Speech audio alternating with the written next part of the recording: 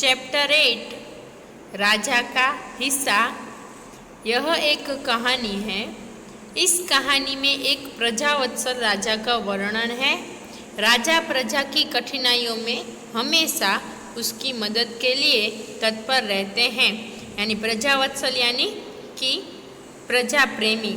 आदर्श राजा जो देश में वो राजा का जो पहले शासन चल रहा था कि आदर्श राजा कैसा होना चाहिए, तो कि आदर्श राजा हमेशा अपनी प्रजा की भलाई में लगा रहता है। वह स्वयं राज्य में घूमता है और लोगों से मिलता है। प्रजा के दुख दूर करने के लिए वह सदा तैयार रहता है। राजा भोज ऐसे ही आदर्श राजा थे। इस पाठ में उनके प्रजा प्रेम का एक प्रसंग दिया गया है। तो चलो वो हम प्रसंग देखें। ऐसा क्या प्रसंग दिया गया है? तो इसमें राजा भोज बड़े प्रजावत्सल थे। यानी प्रजावत्सल यानी प्रजा प्रेमी, यानी लोगों को बहुत प्यार करते थे। वे स्वयं राज्य में घूम घूम कर प्रजा की कठिनाइयों को देखा करते थे और उन्हें यथासंभव दूर किया करते थे। यानी वो पूरे राज्य में हर रोज घूमते थे और जो प्रजा है उनकी प्रजा को कोई भी प्रॉब्लम यानी कोई भी परेशानी हो तो उसको दूर करने की कोशिश कर रहे थे। यथासंभव यानी जहाँ तक संभव हो उतने तक उनको दूर ही कर देते, यानी कोई भी समस्या हो उसे हल कर देते थे। एक दिन राजा अपनी रानी के साथ रथ पर सवार होकर राज्य का भ्रमण कर रहे थे। यानी एक दिन क्या हुआ कि राजा अपनी रानी के साथ रथ में बैठ के राज्य में पूरा घूमने गए थे। तो भ्रमण करना यानी घूमना पूरा। वे राजधानी से बहुत दूर निकल गए, यानी वो जिनकी राजधानी थी ना वहाँ से बहुत दूर निकल गए। उन्होंने देखा कि एक खेत में एक किसान हल जोत रहा है, मगर उसके हल में एक ही बैल है। दूसरे बैल के स्थान पर उसकी स्त्री हल खींच रही है। यानी उन्होंने देखा कि एक किसान है वो खेती कर रहा है, तो खेती करने वो हल है वो चला रहा है, तो उसके हल चलाने के लिए उसके पास एक ही बैल है, दूसरा बैल नहीं है। तो वो किसान क्या कर रहा है, वो दूसरी बैल की जगह पे अपनी पत्नी को रखा है, वो हल खींच रही है। तो राजा भोज ने रथ रोका और किसान के पास जाकर कहा, यानी राजा भोज ने ये ऐसा हुआ ये देखकर रथ रोक दिया और किसान के पास चले गए पूछने, भले आदमी तुम यह क्या अत्याचार कर रहे हो? यानी भले आदमी, अच्छे आदमी, ये तू क्या अत्याचार कर रहा है? भला कई स्त्री को भी हल में जोता जाता है? ऐसा बोल रहा है कि कभी ऐसा कहाँ पे सुना है कि कोई भी स्त्री हल में उसको जोत दिया है? ऐसा कभी नहीं होता। ऐसा वो राजा किसान को बोल रहा है। तो किसान क्या बोलता है, देखो यहाँ पे ये चित्र आपको दिखाई दे, वहाँ पे रथ है, यहाँ पे ये राजा है पगड़ी वाले, बड़ी पगड़ी वाले, और यहाँ पे किसान है और एक जगह पे बैल है, एक बैल है और दूसरी बैल की जगह पे उसने क्या किया, अपने घर की स्त्री को क्या कहा, हल में जोता है, वो चला रही है। तो ये राजा ऐसे बोल रहे हैं कि कभी कोई स्त्री को ऐसे हल में जोता जाता है? तो किसान क्या बोलता है, मेरा एक बैल मर गया है, दूसरा बैल खरीदने के लिए मेरे पास धन नहीं है। वो राजा को बोला, मेरे पास 2 बैल थे, एक मर गया और दूसरा, तो उसकी जगह दूसरा लेना पड़ता, उतना मेरे पास पैसे नहीं। अगर खेत ना जुता तो मैं खाऊंगा क्या? अगर मैंने खेत में खेती नहीं की तो मैं खाऊंगा क्या? कहकर किसान पुनः अपने कार्य में लग गया। वो ये इतना कह के राजा को फिर अपने कार्य में लग गया। उसे क्या पता था कि इससे बात करने वाला कौन है? उसे तो पता भी नहीं था कि मेरे साथ बात, किसान को पता ही नहीं था कि उसके साथ जो बात कर रहा है वो कौन है। राजा ने कहा, अरे भाई जरा सुनो तो। राजा ने किसान, वो आगे चलने लगा तो राजा ने बोला किसान को, भाई जरा सुन तो, जो कहना है मेरे साथ चलते चलते कहो। यानी कि किसान ने राजा को कहा कि आपको जो भी कहना है ना मुझे, वो मेरे साथ चलते चलते कहो, मेरा काम क्यों रोकते हो? किसान ने कहा, यानी किसान ने बोला कि आप मेरा काम क्यों रोक रहे हो? चलो आपको मेरे से बात करनी है तो मेरे साथ आओ, मैं भी चलना हूँ, चलते चलते आप मुझसे बात करो। फिर आगे क्या होता है, राजा भोज उसके साथ साथ चलने लगे।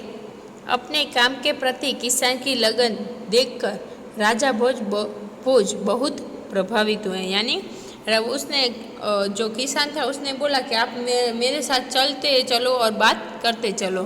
तो राजा भोज उसके साथ चलने लगे और फिर उसने राजा ने उसके प्रति जो किसान की जो काम प्रत्यय की जो लगन थी उसे देखकर राजा बहुत प्रभावित यानी बहुत खुश हुए। फिर वह बोले, भले आदमी, इस प्रकार तो तुम्हारी पत्नी थक जाएगी और थकावट की वजह से कोई दूसरा कार्य भी नहीं कर सकेगी। तो राजा भोज से बोले कि जो तेरी पत्नी इसी तरह काम करती रही तो वो तो थक जाएगी, तो और कोई दूसरा काम वो नहीं कर सकेगी। तो किसान बोला, तो फिर तुम ही बताओ मैं क्या करूं? तो किसान ने राजा भोज को बोला कि आप ही बताओ तो मैं क्या करूं? तो राजा ने कहा, तुम मेरे साथ चलो, मैं अपना एक बैल तुम्हें दे देता हूँ। तो राजा ने क्या बोला कि तुम मेरे साथ चलो, मैं तुझे अपना एक बैल तुझे दे दूंगा बैल, मगर इतनी देर मुझे काम रोकना पड़ेगा, तुम ही बैल ला दो। किसान बोला। तो किसान ने कहा कि आप ही मुझे बैल ला के दो, क्योंकि आप जब तक मैं बैल लेने जाऊंगा तो तब तक मेरा काम तो मुझे रोकना पड़ेगा। तो राजा बोले, अच्छा ऐसा करो, तुम अपनी पत्नी को रथ के पास भेज दो, वह मेरी पत्नी से बैल ले आएगी। यानी राजा बोले कि तू अपनी पत्नी को मेरे पत्नी के पास यानी रथ के पास भेज दे, तो वो मेरी पत्नी उसे बैल ले देगी, तब तक मैं तुम्हारे हल में जुतूंगा। राजा ने कहा, तो तब तक मैं तेरी पत्नी के जगह मैं जुत जाऊंगा हल में। किसान इस बात पर राजी हो गया। राजा भोज हल में जुत गए और किसान की पत्नी रथ के पास चली गई। उसने रानी को सारी बात बता दी। यानी किसान की पत्नी ने सारी बात रानी के पास गई और उन्हें बता दी। रानी ने पूरी बात सुनकर कहा, तुम्हारा बैल तो कमजोर होगा, वह हमारे बैल का साथ नहीं दे सकेगा। यानी रानी ने कहा कि तुम्हारा बैल तो कमजोर होगा, हमारा बैल तो तुम्हारे बैल के सामने यानी काम नहीं कर सकेगा, इसीलिए तुम दोनों ही बैल ले जाओ। तो पत्नी ने राजा की पत्नी ने बोला, एक तुम्हारा बैल थोड़ा कमजोर होगा, मेरा बहुत शक्तिशाली है, तो इससे अच्छा है तुम दोनों बैल मेरे ही लेके जाओ। तो किसान की पत्नी दोनों बैल लेकर खेत पहुंची। किसान बहुत प्रसन्न हुआ। राजा भोज ने कहा, अगर कभी कोई दिक्कत हो तो मेरे पास आना। यानी किसान बहुत खुश हो गया, उसका काम हो गया। फिर राजा ने उसे बोला कि अभी तुझे कोई भी समस्या हो तो तू मेरे पास आना। यह कहकर राजा भोज ने उसे अपना परिचय दिया। यानी राजा भोज ने फिर बताया कि मैं एक राजा हूँ, मैं यहाँ इस गांव का राजा हूँ, ये सब अपना खुद का परिचय दिया। तो किसान बहुत शर्मिंदा हो गया, यानी कि एकदम लज्जित हो गया। उसे लगा कि ये मैंने क्या कर दिया, मैंने राजा से ही सब काम करवा लिया, आगे इसके क्या होता है। उसने राजा से बार बार माफ़ी मांगी। यानी किसान ने राजा से माफ़ी मांगी, क्योंकि किसान ने राजा से अपने खेत में काम करवाया, इसलिए राजा प्रसन्न होकर वापस चल दिए। यानी किसान ने जब माफ़ी मांग ली, फिर राजा वहाँ से खुश होकर चले गए। उस बार उस किसान के खेत में बहुत अच्छी फसल हुई। यानी उस साल बहुत ही अच्छी फसल हुई। उसके आश्चर्य का ठिकाना न रहा। यानी वो आश्चर्य में हो, आश्चर्य का ठिकाना न रहा, यानी बहुत आश्चर्य। यानी कोई अच्छा काम हमने सोचा भी ना हो और ऐसा काम हो गया हो तो हमने जैसे आश्चर्यचकित हो जाते हैं, उसे बोलते हैं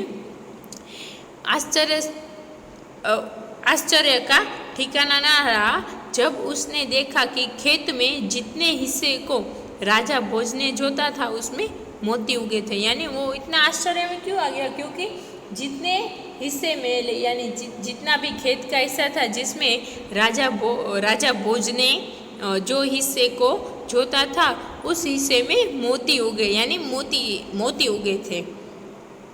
बाकी के हिस्से में उम्दा किस्म के गेहूं उगे थे। यानी बाकी का जो हिस्सा था ना उसमें उम्दा यानी कि जो उत्तम प्रकार के जो गेहूं होते हैं ना, वो गेहूं उगे थे। तो किसान बहुत प्रसन्न हुआ। किसान ने सारे मोती इकट्ठे किए और राजा भोज के पास जा पहुँचे। यानी किसान ने सारे मोती जितने मोती उगे थे वो इकट्ठे करके राजा राजा भोज के पास लेके गई। उसने सारे मोती राजा भोज के चरणों में रख दी और राजा को सारा किस्सा कहो सुना। यानी उसने जितने मोती जो लेके आया था वो सारे मोती राजा के चरणों में रखा और पूरी कहानी राजा को, किसान ने राजा को सुनाई कि आपने जो जितना खेत जोता था, यानी खेत में जितना हल जोता था उसमें सब में मोती निकले हैं। तो ऐसा करके फिर राजा ने कहा ये मोती तुम्हारे हैं खेत में, यानी ये मोती तुम्हारे खेत में उगे हैं, इन पर तुम्हारा हक है, इन्हें तुम ही अपने अधिकार में रखो। यानी राजा ने कहा जिस खेत में मोती उगे हैं वो खेत तुम्हारा ही है, तो ये हक तुम्हारे ही है, तो ये सब मोती तुम्हारे पास ही रखो।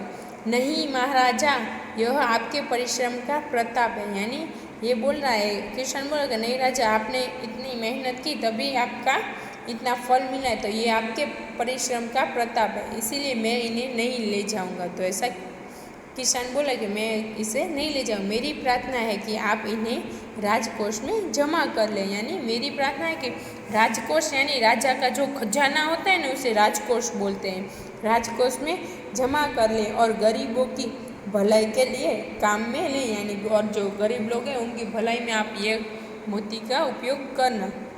किसान ने प्रार्थना की, यानी किसान ने ऐसी उसे राजा को प्रार्थना की। तो किसान की बात सुनकर राजा बहुत प्रसन्न हुए और उन्होंने मोती स्वीकार कर लिया। और किसान की बात सुनकर राजा को बहुत अच्छा लगा, वो प्रसन्न खुश हुए।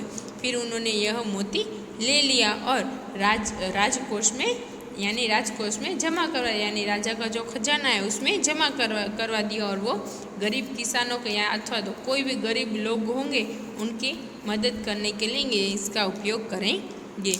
तो इसके शब्दार्थ हैं प्रजावत्सल यानी प्रजा प्रेमी, स्वयं यानी खुद, यथासंभव यानी जो संभव है, भ्रमण यानी घूमना, अत्याचार यानी जुल्म, पुनः यानी फिर से अथवा तो दोबारा, थकावट यानी थकना, कमज़ोर यानी निर्बल, अशक्त, दिक्कत यानी बाधा, परेशानी, उम्दा किस्म એટલે उत्तम प्रकार।